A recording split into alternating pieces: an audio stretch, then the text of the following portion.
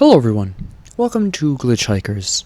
Now, this is sort of a side bit on the talks that I have, the weekly talks. This game is about introspection and asking some interesting and hard-hitting philosophical questions. And functionally, what this is going to be is the game presenting me with ideas, questions, and things like that, and I'll just be saying my thoughts out loud. I just wanted to, before we actually started the journey, and by the way, I wanted to do this right here in front just in case. I can reset the highway, which we will do here, just so you know it's fresh. I have not done a complete anything. I only went as far as starting the first conversation. But I also want you to know that I have not turned on any of these, right? There are no filters on, so all of these can come up, and I think this is important because there's some really heavy things that I think a lot of people don't talk about and should. So just be warned, a sort of trigger warning. I have no idea what's going to come up here, and if something upsets you or something begins to upset you, just walk away. This is about addressing some pretty hard-hitting stuff, and I have no idea what it's going to bring up, alright? So here we go. Here we go. Good evening, and welcome to Radio 90 Night Drive. Thanks for tuning in.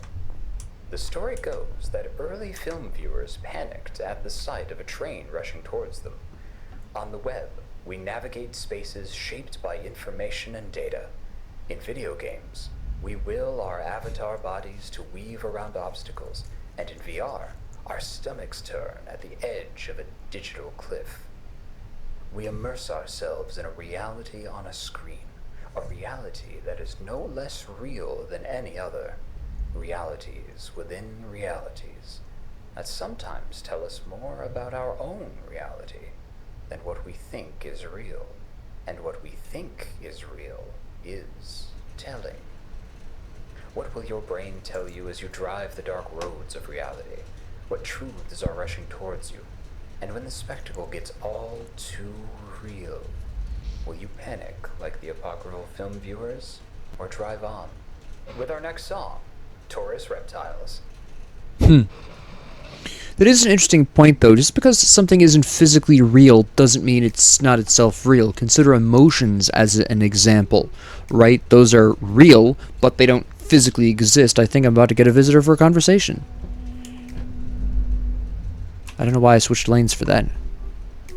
Hello, smoking child.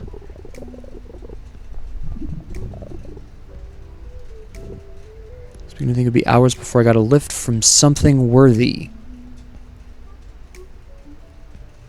Bad experience? Nothing on a little drive can't fix. Just the next rest stop would be great. A good drive can fix a lot. Mind if I smoke? Driving is calming. Lets you be alone with your thoughts. Is that a joint? Good old BC, bud. Everyone needs a little time with their thoughts. Get to know them better, you know?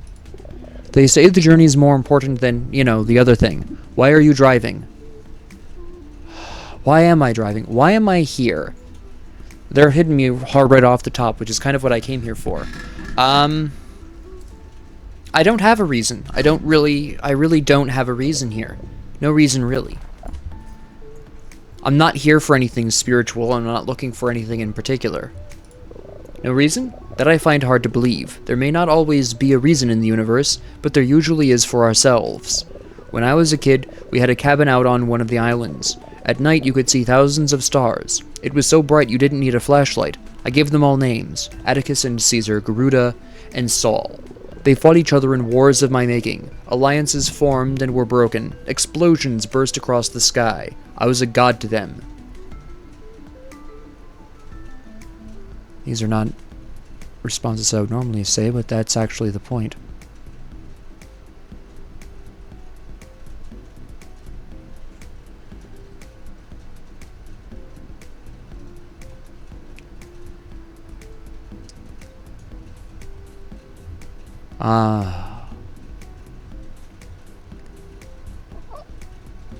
some imagination isn't where I'm leaning because he was a kid, so... Or they were a kid, 'cause I actually have no idea what they are. They were a kid, so that's when you have imagination. A lot of us lose imagination as we age, and I don't want to deride someone for the imagination they once had. Imagination is a beautiful thing. And to say there is no God is also inaccurate because that really depends upon your perspective. It is interesting to note that they are using lowercase god here is to use it more generally. In other words, what one worships is down to one's viewpoint, which, again, is fairly true. To say the stars are too far away is also fairly nonsensical because, in a way, they're right here. We're seeing their light reaching us. We might not be able to physically touch them, but their light is physically touching us, and they exist in our lives, so it's never too far away, right? I'm going to say light in the darkness. I think the stars are a light in the darkness, which is fair, yes. That's kind of what I was saying with them not being too far away. They are a light in the darkness. They are light reaching us. Maybe the darkness is an illusion. Maybe it is. My parents pretty much ignored me. Father was too drunk, mother too busy. Yet I still remember those days fondly. Think that says something about me? Yes, I do. That you can still have good times even in bad circumstances. It probably does. One day a man came to the grassy spot where I played. He said he was from the stars and he pleaded for my mercy. I told him it was all make-believe. He just shook his head. Did you stop? So did you stop doing it? You know, I don't remember.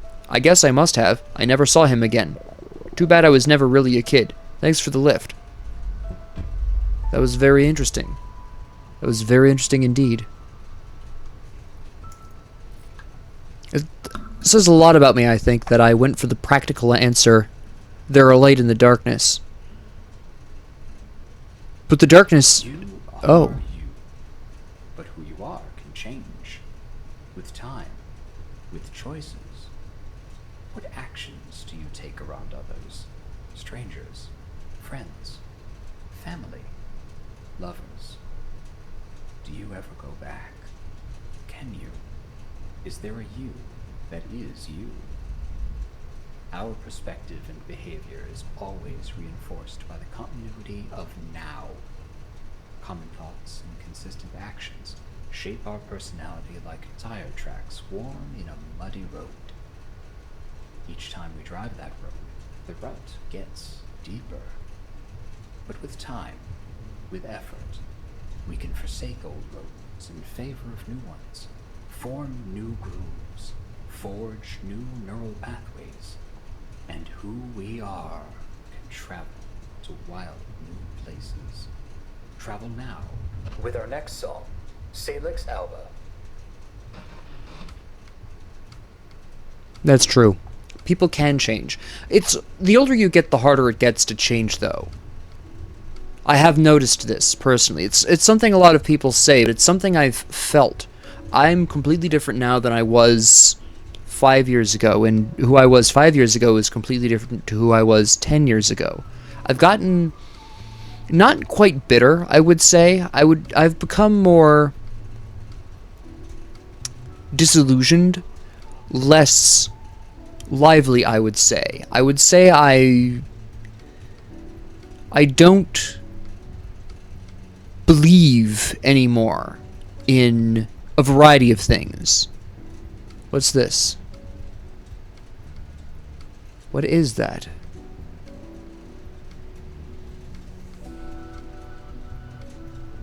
That was just a collection of random planets. You somehow opened the car with that, okay. The universe is expanding, and yet the universe has no edge. What is it expanding into? I'm in my 4th year of physics, and even I don't really get it. It's a mystery. Something more? I'm not... The more important edge isn't space, but time. Infinite spaces can expand indefinitely, but is it infinite? I think the more important edge isn't space, but time.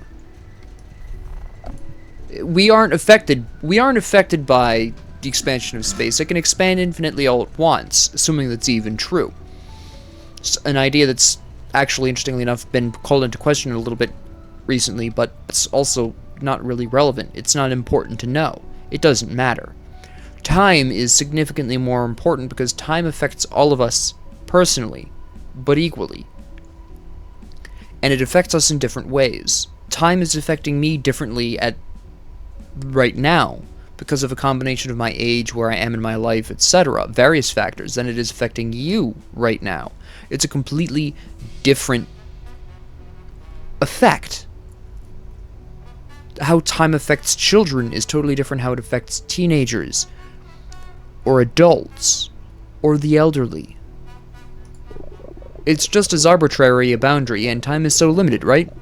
We live our whole lives in this tiny blip of time, and yet our time is so filled with love and connection and imagination and sharing and joy that it seems so much bigger, like infinity.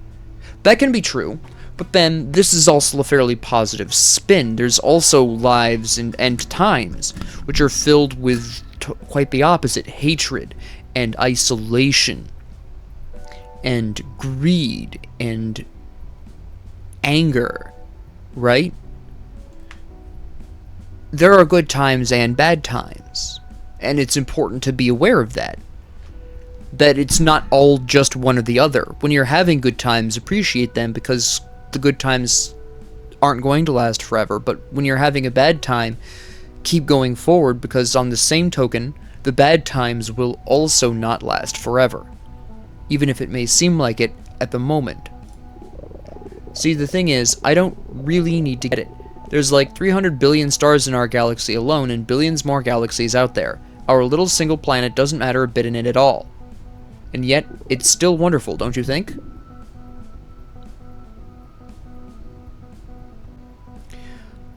I'm torn between saying I agree and that I'm indifferent. On the one hand, it doesn't really make a difference. My appreciation of the things of nature, the small moments that I enjoy, standing on the side of the road in college with the coffee in one hand and enjoying a crisp fall morning, moments like that, I appreciate those moments and I enjoy them deeply. But on the other hand, my enjoyment of them doesn't really matter. But then, it's a personal question. Do I think it's wonderful? And I think in a way, yes. I think a lot of the times, I agree. The universe is wonderful. Even within an infinity of the unknown, we still have love and happiness in life. In theory, yes. Anybody can find happiness, alright? It's just a matter of what brings you that happiness and how you bring yourself to that. It's an interesting mistake a lot of people make with happiness, is that they have to... There's this weird binary dichotomy to people's conversations about happiness. Either people believe that you fully believe you have to work towards happiness, you can't achieve happiness without any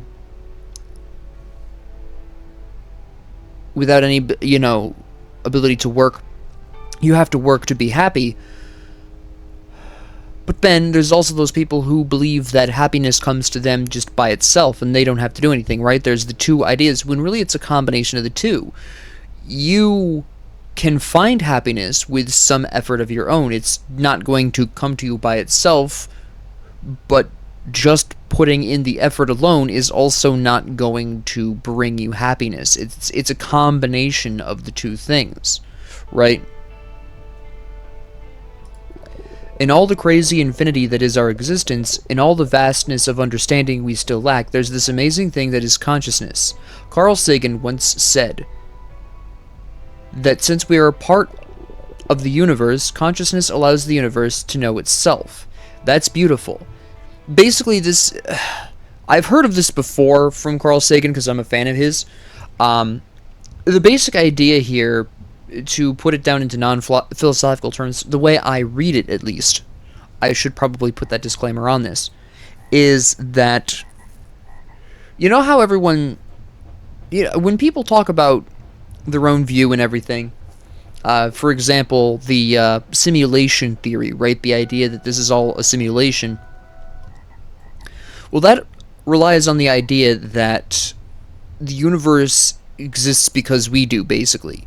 This is kind of that idea, but without the idea of the simulation. In other words, the universe only exists because we perceive it, right?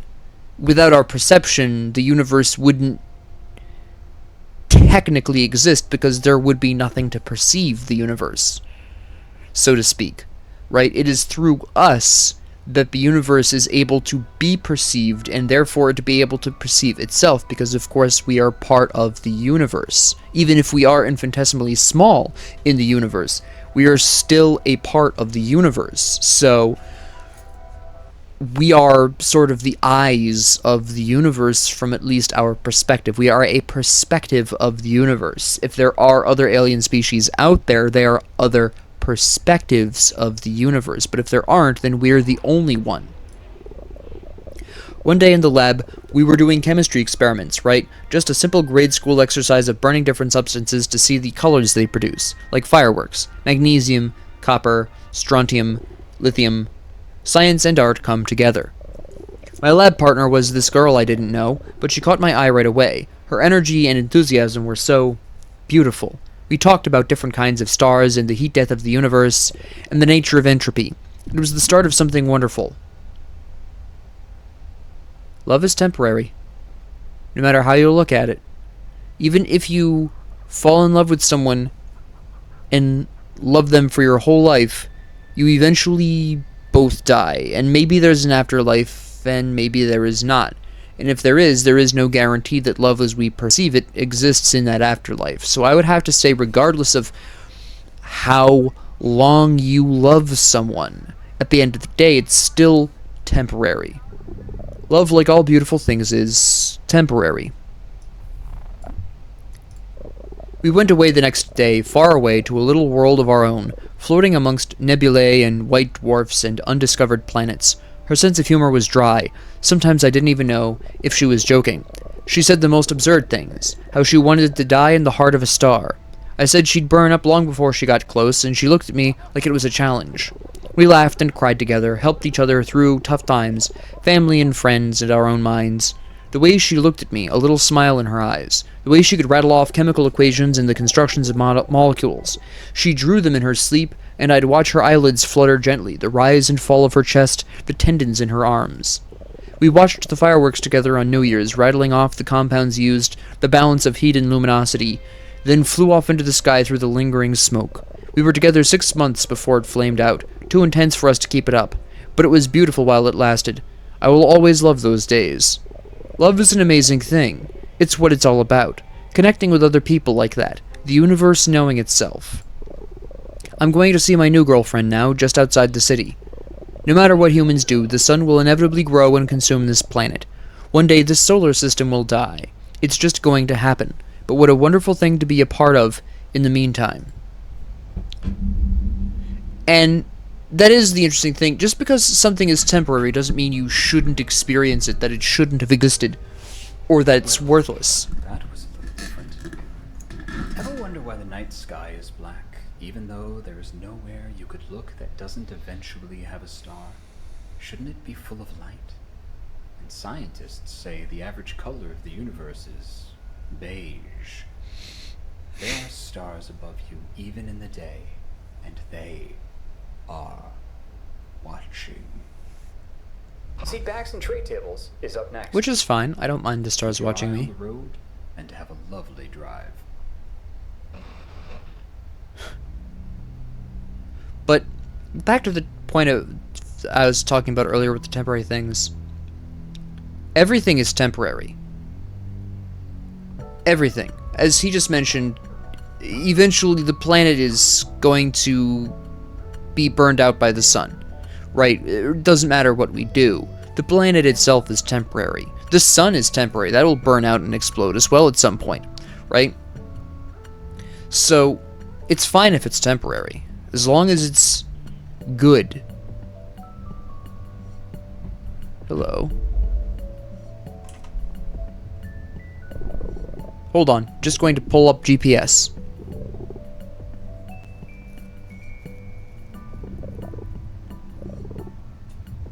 I know that they don't know where they're going because they're here for the same reason I am. I don't know where I'm going. That's okay. Sometimes it's better to just see where the road takes you. True. I love maps.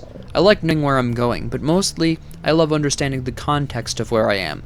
Like looking out the window of a plane and trying to place where you are, or just watching the wild variety of topographies going past. I fly a lot. Maybe I'll run into you at the airport sometime. Sometimes when I land, I pull up a map and try to find that thing I saw out the window. It's such a strange and wonderful world, full of strange and wonderful geographies and geologies and geometries. Looking at a map, you can see how big it all is, but also how small. How much we really are all connected.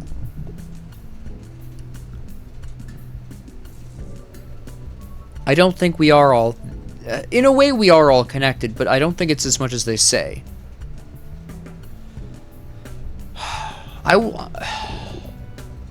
hard to comprehend scales. It's not hard to comprehend scales depending on how you're running at it. And yet maps are always from a particular point of view. I do like this. Because it's true. That's actually something I learned while randomly studying anthropology for fun. And the very first thing they hit me with was how maps have changed over the years, and how a map made in any given country is going to utilize that country as a sort of focal point, right? Or at least they more commonly used to be.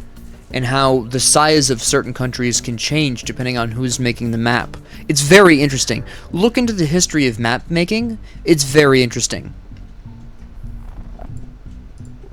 Sure, any map making is an act of curation, exactly. What are you showing? What are you not showing?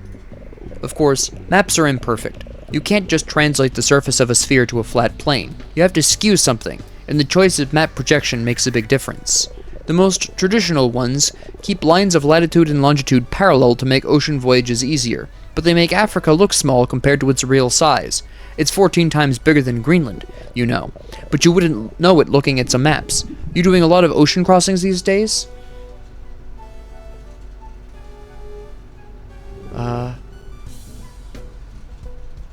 There's no good map projection, but there's also not necessarily a bad one. There's no perfect one, besides a globe. But I think we can do a lot better with our maps. We just need to choose what to give primacy to. Distances across water, ain't it? I used to draw maps as a kid, all the time. Still do, actually. You maybe have an idea of what you want something to look like, but then you want to really think about the hows and the whys of what a place ended up like. So I look at maps. I scroll all around the world. Places I've been where I can put things in context. Places I haven't been where I can try to understand more.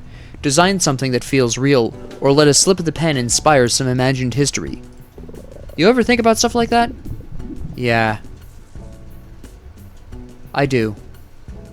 What could have been, and how things happened. It's tough because I do this in two different situations, when I learn and just as a fun thing. But I think I do it more often for fun. I think when I learn, I see it as a negative when I'm trying to learn something because it's not as it is in my head, right? But for fun, it's generally good for the imagination. So I'm going to say just for fun. I think about that stuff for fun sometimes because that's when I deliberately do it. I make maps for fun, or let my mind wander to all those places. There's such enrichment there. It doesn't have to be about accomplishing something. This is something I have a really hard time with. I really do. I have to feel like I'm accomplishing something. I have an extremely difficult time with this. This is going to be a bit of a personal moment. A lot of my problems with maintaining relationships, not just romantic, but in general, is my lack of feeling of accomplishment in them. I don't have defined goals in a relationship, right? Again, just as a refresher, any relationship. I have a problem with this. I tend to fall out of communication with people because I don't feel like I'm accomplishing something, or if I do reach out to somebody, I'm accomplishing some daily goal, right? It's a pretty strong issue that I don't generally talk about. In fact, I don't even talk about it with myself a lot of the times. So this is rare for me. But it's a really serious problem for how I approach a lot of things. Relationships are where it's most severe and where it's most, I would say, harmful. I don't have any kind of long-term friends. I'm in light communication with some people that I went to college with, but beyond that light communication, I wouldn't even call it a deep friendship, but it would be what I would call a low-maintenance friendship, right? You send a message every, couple of months or something, hey, how you doing, what's up, and you give them the general response, well, I'm doing this, I've learned this other thing. Really surface-level stuff. And there's only a couple of people from college that I'm like this with, and then the rest of the people that I went to college with faded. And a big part of the reason why is I didn't feel it was accomplishing anything. And even then, the light friendships I have the same issue. It's a struggle for me to maintain contact with people. Even people in real life, even people I meet daily. I don't stay in contact with coworkers that I was on good terms with in the past. I don't. Because it doesn't feel like it's accomplishing something. I don't see the point. Right? I stop at some point seeing them as people and more as an optional goal that I can drop. So I don't have any what I would call long-term friendships. My longest running friendship, and even then it's fairly loose, would be 3 years at this point. I don't really have friends or friendships, or hell, most relationships outside of family. I don't have any relationships outside of family longer than 3 years. I have no connections to anyone else longer than 3 years that I would say that I could have deep conversations with. The people that I have the low-maintenance friendship with in college, I can't talk to them about emotions or how I'm feeling or things that bother me or anything like that. It's all surface-level stuff. It's the usual pleasantries. It's inane conversation. But I have a huge problem with accepting that things don't have to be about accomplishing something. It's my approach to video games, even. Once there's no longer anything left to accomplish in a game, that's it. Uninstalled, never played again. Even if I really enjoyed the time, I don't go back and replay games that I've already accomplished everything with. Right? A really interesting example is Resident Evil Remake 2 is a more recent example. I beat that game with both characters. I beat the B-side stories for both characters. And I speed ran them so I could unlock the unlockable weapons. And then I played with the unlockable secret weapons in that game for like one night afterwards, just to, have a fun time using the minigun and the RPG and everything. And then I've never played it again. I've not played it since then. That was it. There was no reason for me to stay there. I'd done everything, moved on. I really loved playing that game. And the only reason I bring this up is because, I've got Resident Evil 3 that I played, of course, where once I unlock everything in that, it's going to be the same thing. It's just gone. Uninstalled, never played again. Resident Evil 4.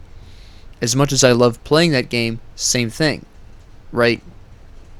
I actually have my Steam library organized by games that I intend to play to completion and then uninstall, games that are theoretically infinite, which are usually RNG based, and then games that I can mod, so I can mod the game and go back in for a different experience to accomplish a different scenario. Right? But I have a problem with this. This is a huge problem for me. Where I have to feel like I'm accomplishing something to maintain interest. I have a very hard time breaking away from that. It affects a lot of my life, more than I usually am willing to admit to even myself. When you look at topographies or how cities shape themselves around them as they grow, how a river winds its way across the plain, or a road bends and turns around mountains, around farms, around lakes, you can start to see how complex these systems really are. Everything influences everything else. I agree with that. There's never a simple answer. Also true. There's something that always strikes me. The explanation is always more complicated than it seems.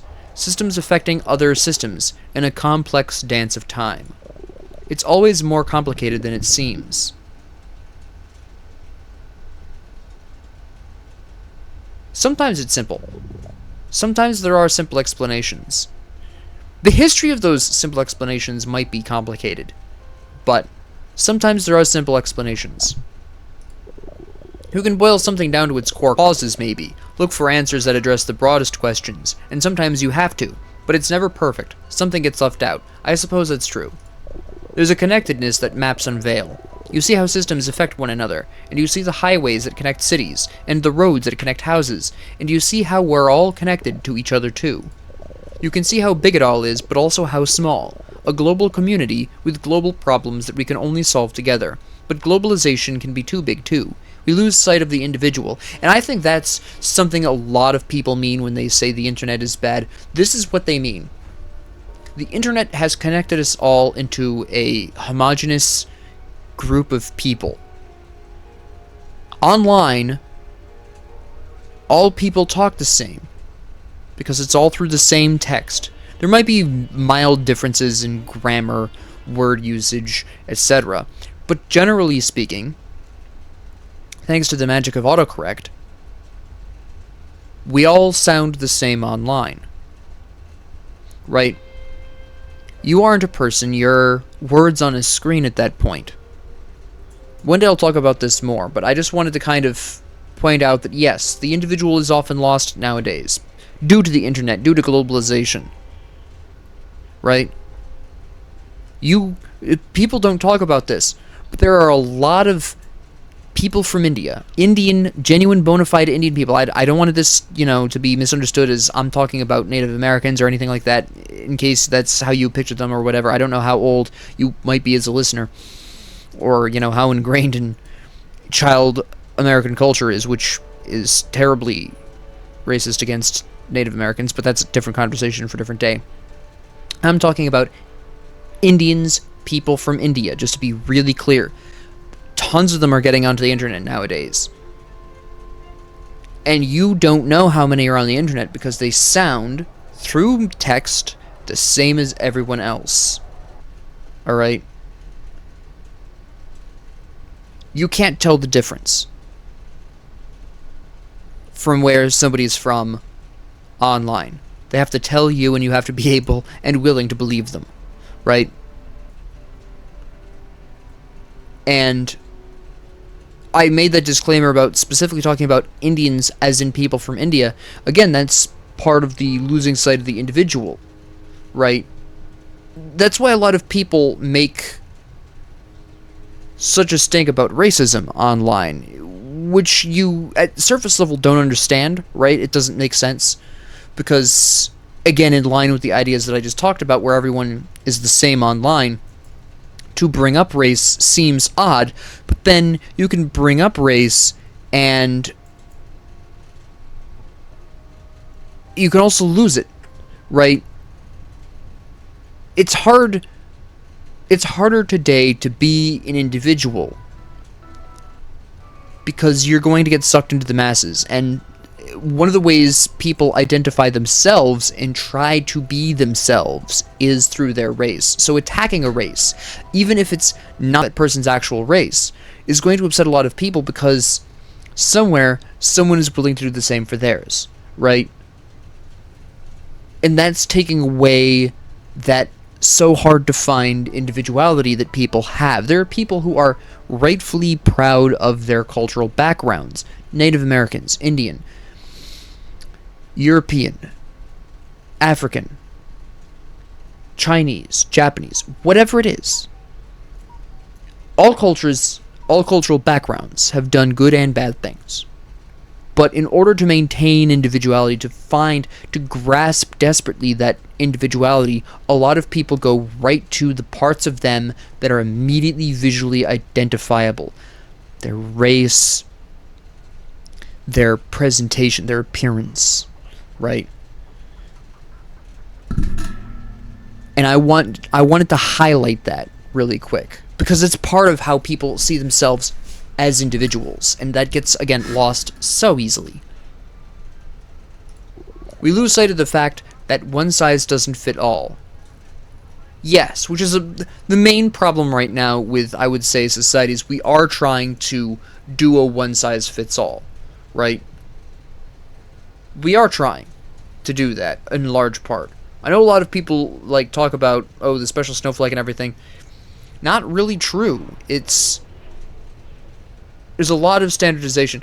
The American school system is built on the idea of trying to standardize children. Seriously. Standardizing the ideas implanted in children's brains. That is what the public education system in America is about, and probably other public education systems as well. China is a great example of this, for instance, by the way. Right? Local communities need local solutions. You can't just throw money at something from afar. You can't just impose your own ideas of what works and what doesn't. There's never a simple answer. It's always more complicated. That's true. But then a lot of people like to impose their own ideas, right? And again, and I think a lot of people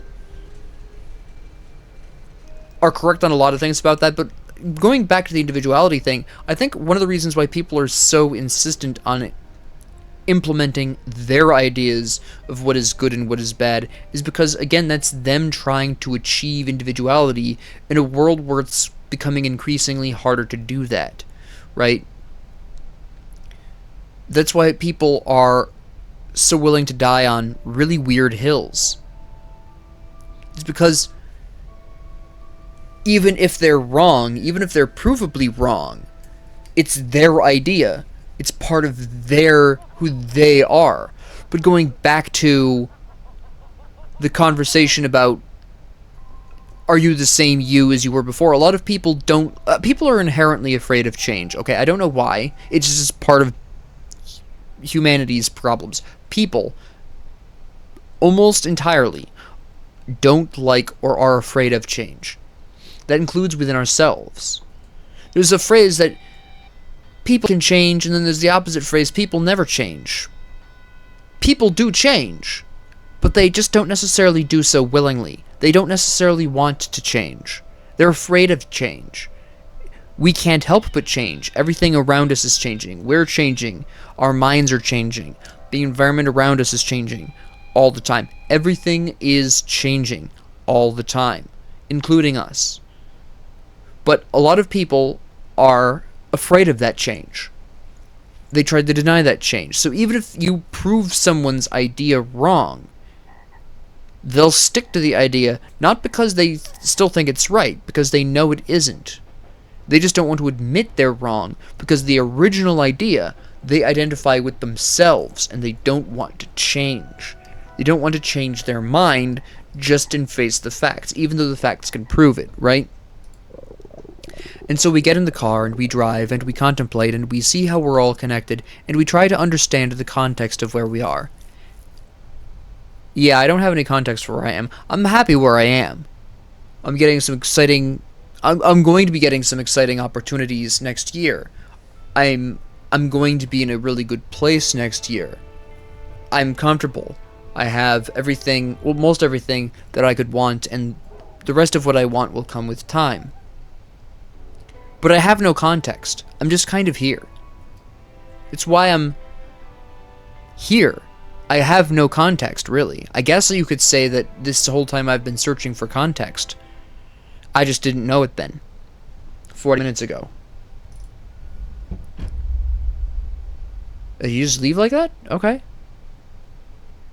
That was kind of sudden. But yeah, I don't have any kind of real context. Stretch before us. The past is finite. 13.77 billion years since the universe was created. Over 5 trillion days. When we can't truly comprehend that number, is that really finite? Can meaning be found? Or are we destined to drive onward in bafflement, lost as a speck of time about to blink out? Don't blink, driver.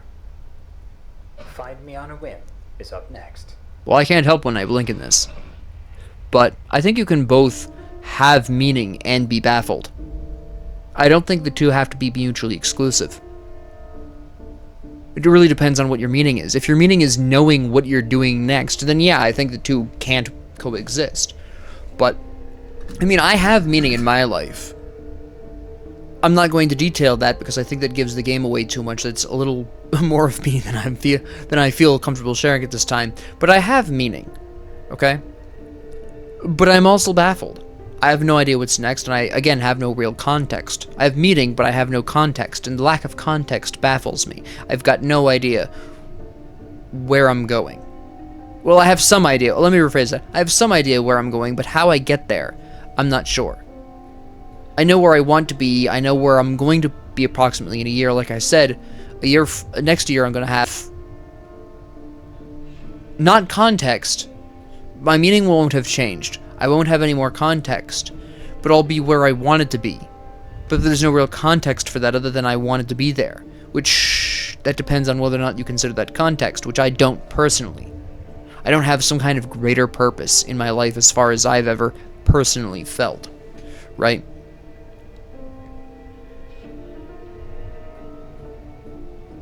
Is this a sign we're coming up on, or what is this?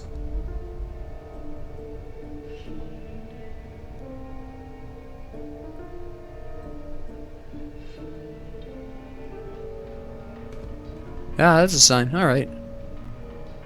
But, yeah, I have no context. I'm just here.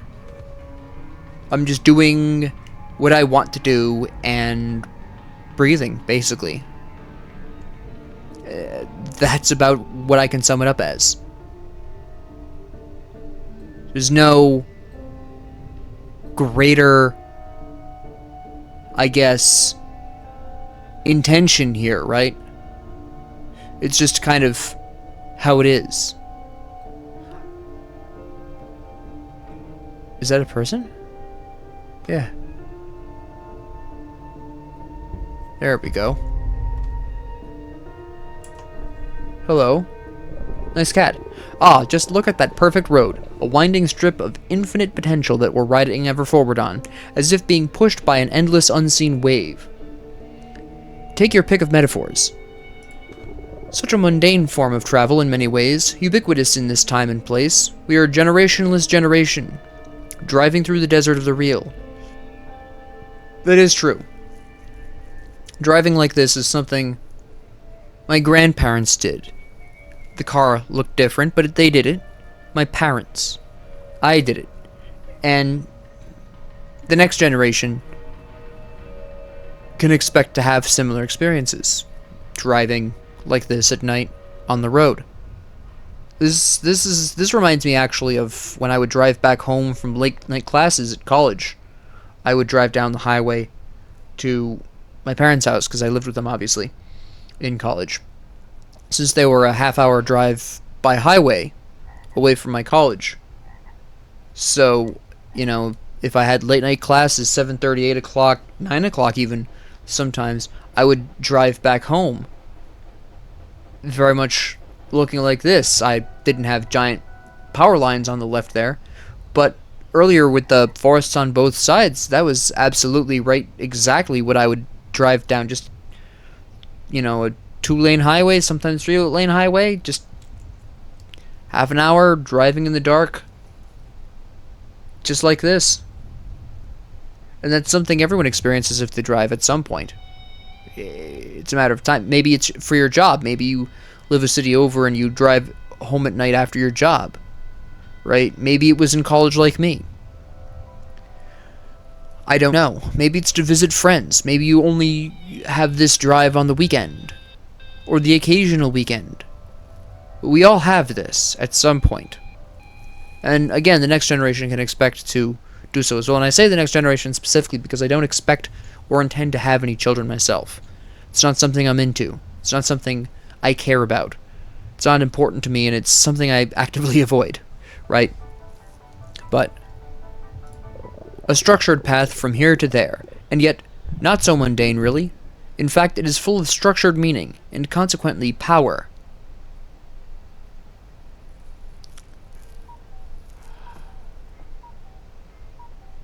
There is magic in it. There's magic here.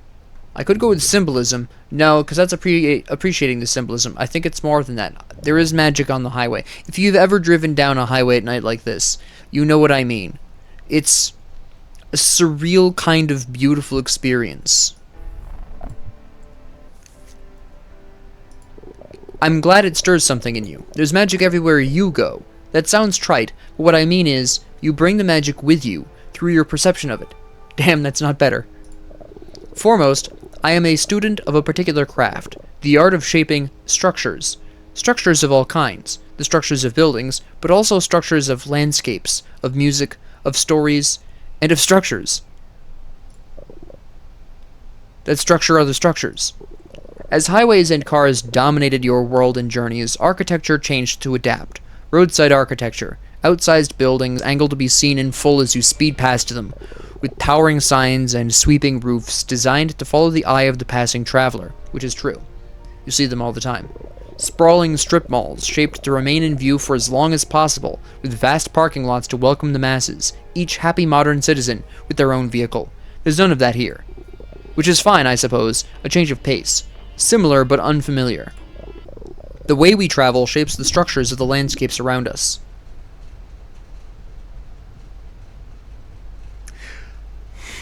But perspective is relative. What this hiker is talking about with buildings could also equally apply to trees as well. If you are more in tune with nature, you're not going to see the buildings. You're going to see the trees that had to be felled to put that building there. You're going to see the wildlife that no longer can live there. Maybe died for it, maybe didn't. It really depends. But if you're more into the humanitarian side of things, you're going to see the building not as the building, but as something where life is happening. Say you drive by a warehouse, you're not going to see the building, you're going to see the people who work in that warehouse, what their lives are like. You're going to see the possibilities. They'll be in your imagination, like earlier when we talked about creating histories and stuff, but you're still going to not see the building per se. You're going to see the people inside the building that make up that building, so to speak. Right, so I'm going to say perspective is relative. The shape, size, clarity, and emotional or experiential qualities of a space are all relative to the observer's context, speed, and position. I suppose it's all just a form of spatial relativity? Ha! Physics pun. All part of modern life. Of course, modernity actually refers to a specific period, a specific movement of the past, and yet it's come to mean contemporary. Why? Language changes. That's the short answer. And it does. All the time. It changes every day. You can see it today. You can see language change. The way we use words today is not the same as you would use it ages ago. I mean, for instance, damn, hell, and ass are considered bad words now when they were not ages ago, right? They were not considered bad words. They were totally normal. You would hear children using them on the street and no one would have batted an eye. Nowadays, a child busts out any one of those three words and people turn and look and they whisper to each other and some will raise eyebrows and it will reflect badly on the parents, despite the fact that children haven't changed. The language has. Language changes. Modernity was an era, but words have lives of their own and meaning changes. Absolutely. Totally true. But I wonder if it isn't indicative of a larger cultural way of thinking. Maybe this is just my focus on interpreting structures showing through, but hear me out. Modernity is in many ways based on the idea that science and reason will solve all problems, eventually, and that to that end, progress is always good, always forward, always in the right direction. Modernity favors modular solutions that combine to mutually reinforce a single worldview. It's often framed as the end point of knowledge, a grand unification of everything. It sounds great, but that's generally not how the universe works, which is very true. Modernity created great upheavals, massive infrastructure, and huge scientific advancements, but the idea that there are objective truths lurking everywhere just waiting to be discovered, irrespective of context, or that technology would solve all our woes, these can be dangerous ideas. Well, yeah, I mean, take technology as an example. Technology has not solved our woes. Despite, again, the hiker pointing out that a lot of people believed it would, and a lot of people to this day believe that technology just hasn't advanced far enough to be able to solve all of our woes, and future technology will be able to solve all our woes. They will not. People have gotten lonelier, despite being able to be connected to anyone, anywhere, at any time through the internet. Despite this instant, globe-spanning ability to connect people, people are lonelier. Technology has not solved that problem despite all of the ability to solve that problem being there. Because it's not a problem you can just solve with more technology. It's just not how people work.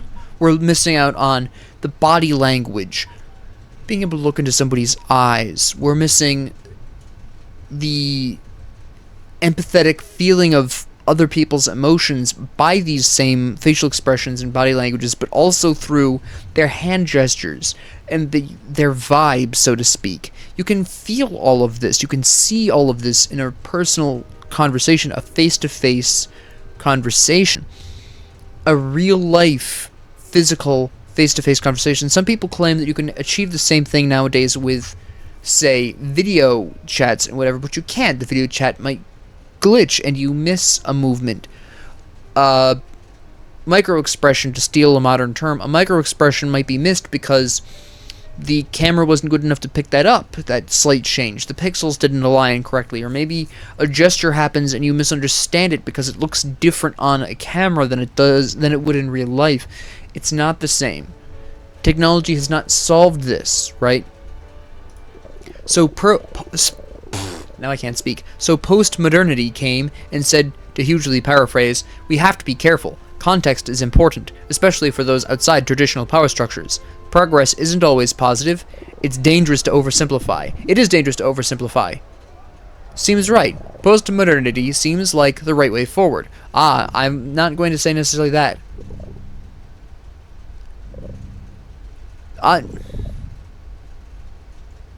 But post-modernity is still better than modernity in this context. So I'm going to say this, in context of the conversation.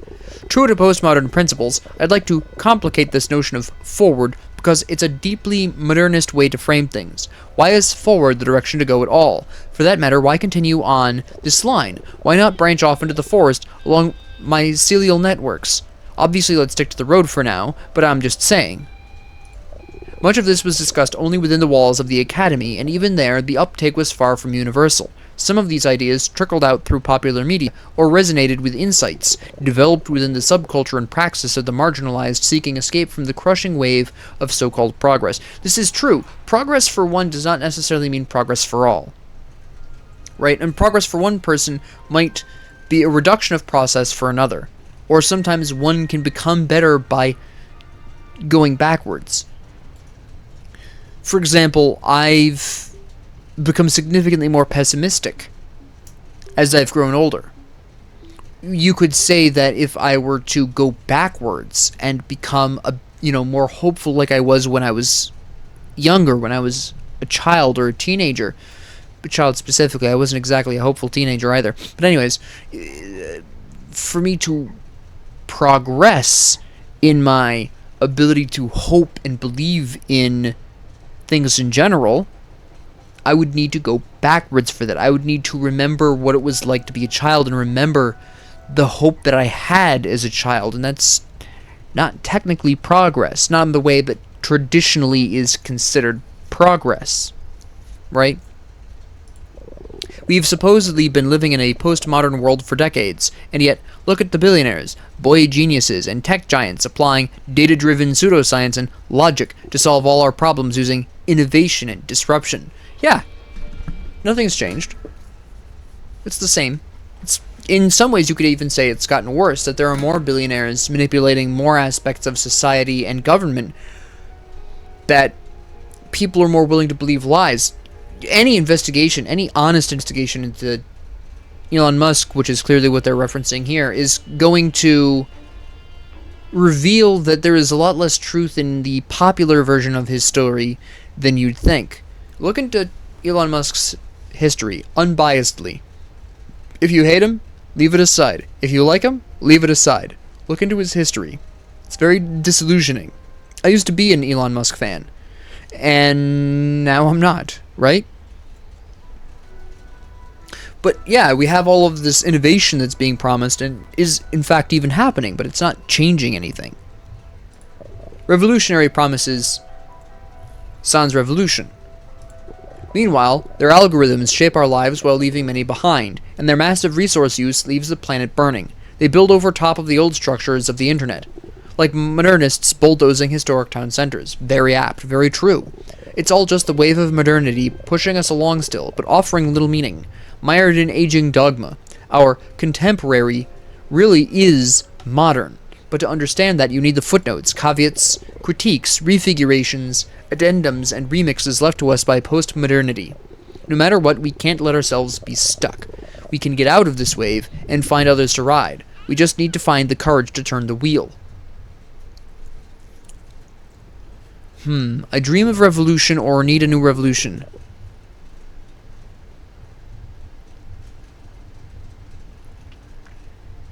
But I feel like the revolution must be the new structures we enact together each day. I feel it's the same. It's the same shit, just different people. I dream of revolution because I'm not sure it actually will change anything.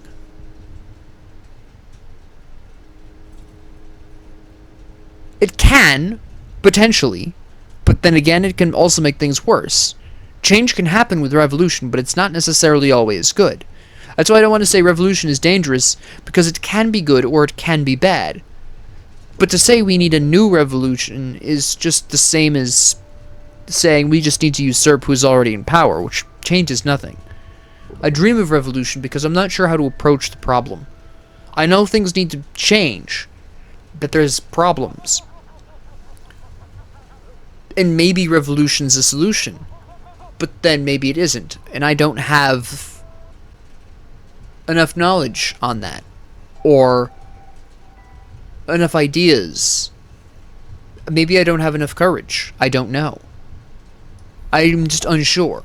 I dream of revolution, I think, is the most salient response here. Don't just dream, learn. Study the past with an expanded idea of what a revolution can even be. Revolutions of identity, of justice, of industry, sensibility, sexuality, and yes, of governance too. Then share the knowledge. Knowledge is power. There's not just one revolution to participate in. That's true. That's true. My definition of revolution so far has been fairly limited. I'll admit that. But it is also true that revolutions do not have to be physical. They can be ideological. They can be metaphysical. Right? They can be even conceptual. Ideological. Sexual even. Maybe you know how this works by now. Maybe not. But I don't particularly care why you are driving. So, I'm not gonna ask. I want to know what drives you. What are you working toward? What gives you energy? What sustaining purpose have you found in all of your life's adventures? This is interesting, because 3 of these answers are correct, but in different ways. Personally, I work towards discovery and growth. I love learning. I research things all the time. I'm always randomly looking things up. And I consider that growth, in a way. And I work out, and I try to change my negatives. But I consider those 2 different parts of the same thing. But one of my points here on this channel is to be remembered. That's one of my goals here. Something that doesn't matter to me in my real life. That's why I don't use my real name or anything. I don't care if people know me by my real name. That somebody remembers some form of me is my only real minimum here. That I'm not just someone forgotten. Because again, I don't intend to have children. I'm not going to have, I would say, I can say quite safely, at most 25 years from now, I'm not going to have anyone. I am looking at an extremely high probability of being alone, completely. I'll have coworkers, of course, but that's not the same. So to have someone remember me is one of the reasons for this channel. It doesn't matter how many or who, just to be, or even for what. Just being remembered for something under an identity. But I'm not sure which one to use here. I think I'm going to say to grow, because it kind of fits cleanly between the two other motives. I'm going to say to grow. Growing is a spiritual thing for me, a journey of the mind and soul as well as the body. I am driven to improve, true. Looking for something, understanding, maybe. I'm driven to find it. I want to make a mark, to achieve something, and to leave a positive impact on others. I think I'm going to go with this. I think this means more to me right now. To matter in your time and place is a common and understandable desire. I'm sure you already do make an impact, though. Maybe. I'm told I do. By various people. I'm not sure all of them are telling the truth, but statistically at least some of them would be. We can't sit in despair as the dying wave roils over us. Ultimately, this is why I study my craft. I need to trace new structures that can take us all where we need to go. But I'm not the only one working on this. This is essential. We will have to imagine so many futures. The solution will be many solutions. We must pick which ones to believe in, dream big, and choose wisely.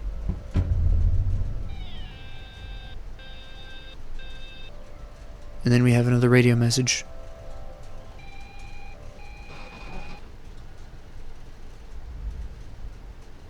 I think. Right?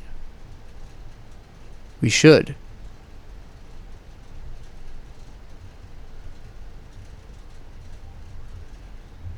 Because theoretically speaking, the highway drive is supposed to be for visitors.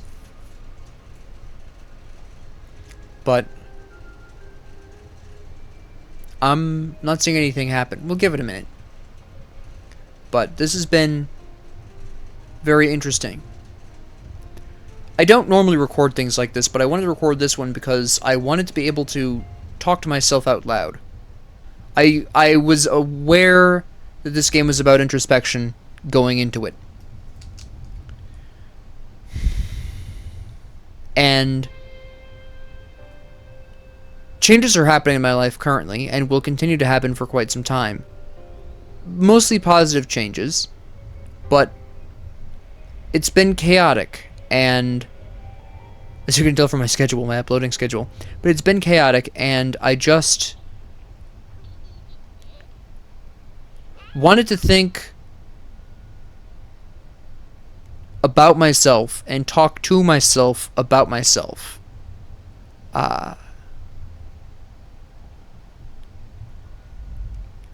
And this was something that I remembered. For us all, whether we drive it or not.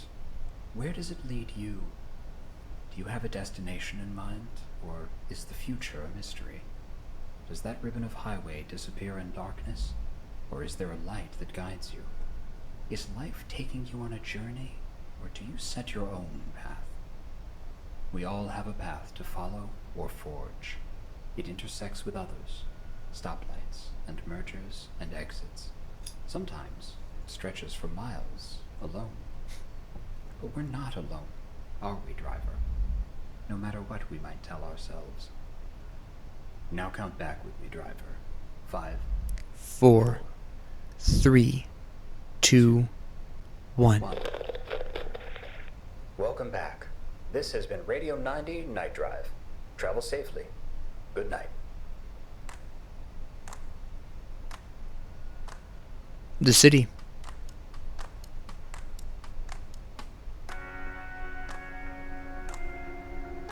But yeah, this was a video inspired by my personal need for introspection, to talk to myself and figure out me a little bit more.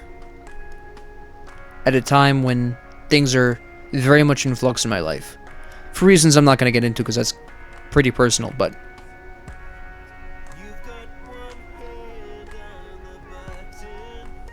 This sounds like it could have been done by Coldplay, to be honest. He sounds kind of like that guy. I don't know his name off the top of my head.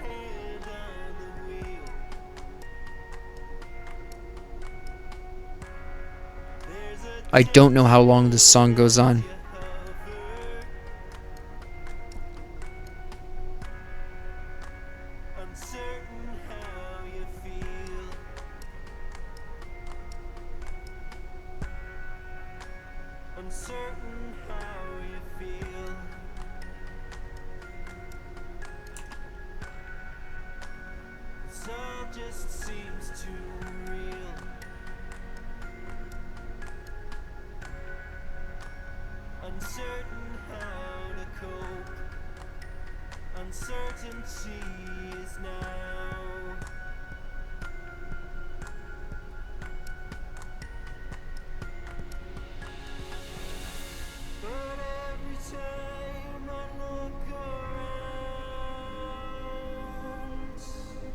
Ah, okay. So if I'd gone straight, it would have run through another 4 people who would have talked about different things. I see. But I think this is good. Well,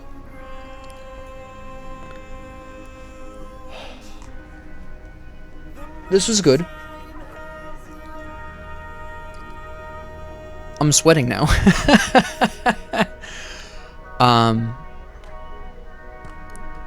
I'll do these more. Incidentally, by the way, if you need me to adjust the volume of either the voices or the music or whatever, just let me know. I put them at 50. They started out at 100 off rip, but I brought them down to 50. It was the only options that I changed, other than turning off the glitches, which were very distracting. I kept focusing on them and losing my train of thought when I was in the sort of tutorial area.